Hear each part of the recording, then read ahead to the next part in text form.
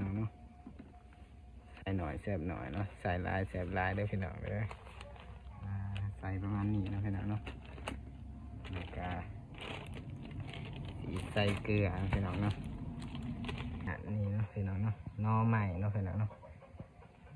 เขาจะใส่หน่อใหม่ก่อนเลยนะพี่น้องเนาะเทลงไปเลย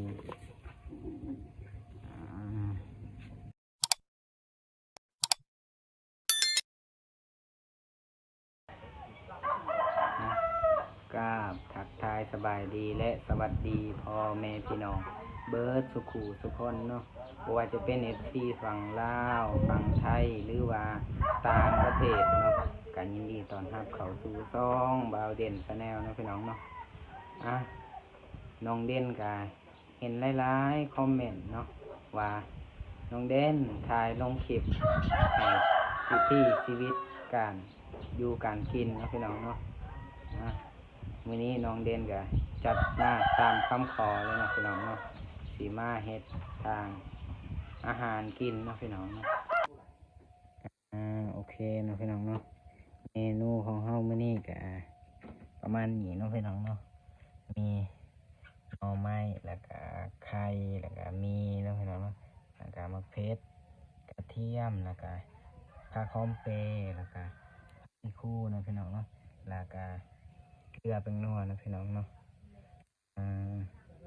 คือแซ่บนะมื้อนี้นะตอนเอ็นกะน้องเด่นกะสีดังไฟเขาเนาะพี่น้องเนาะโอเคเนาะพี่น้องเนาะน้องเด่นกะดังไฟเป็นทีเรียบร้อยนะพี่น้องเนาะเดี๋ยวน้องเด่นขออนุญาตตั้งหม้อขึ้นเลยนะพี่น้องเนาะ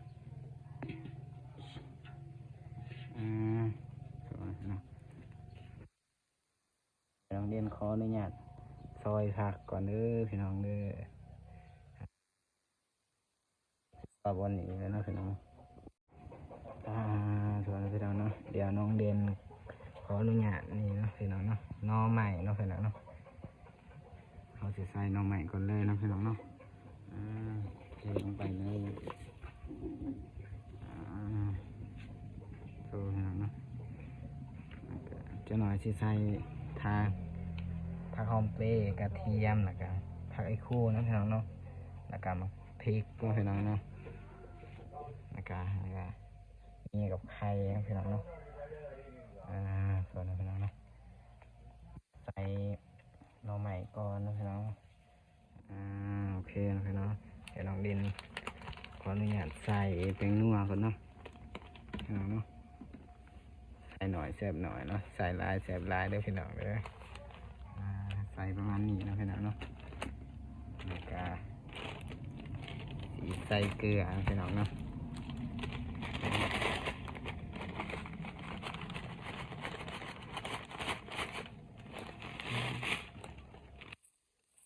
เล่นขออนุญาตตัดได้เลย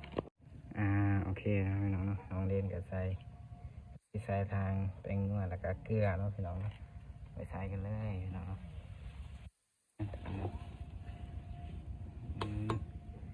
เนี่ยน้องเล่นกับสีใส่พักเลยเนาะพี่น้องเนาะนี่เนาะพี่น้องเนาะใส่ไปเลยนะพี่น้องเนาะ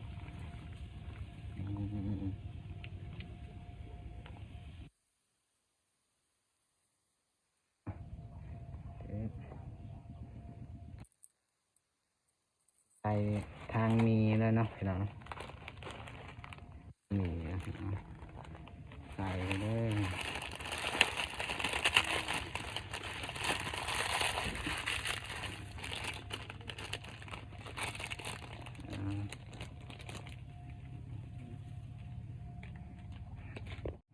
พี่น้องเนาะเดี๋ยวน้องเด่นกับอีกคนนะพี่น้องเป็นตะกินเนาะพี่น้องเนาะเห็ดกินเองเนาะพี่น้องเนาะเป็นตะกินอยู่ว่าพ่อแม่พี่น้องเอ้ยโถเนาะพี่น้องเนาะน้องเด่นสีใส่ไข่แล้วนะพี่น้องเนาะทุบแล้วนะพี่น้อง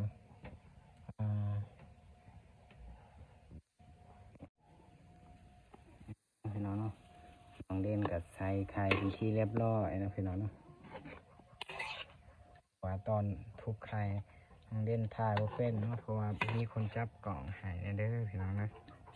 ขอโทษขออภัยเด้อสุดพี่น้องนะมันตะกินอยู่บ่พ่อแม่พี่น้องนี่สีแซ่บแห้งนะพี่น้องน้องเด่นกับน้ำลายไหลนะพี่น้องเนาะโทษพี่น้องเนาะคือสีแซ่บเนาะสีมือน้องเด่นเองเนาะพี่น้องเนาะออกมาจากใจน้องเด่นเองแล้วก็สีมือล้วนๆพี่น้องเนาะ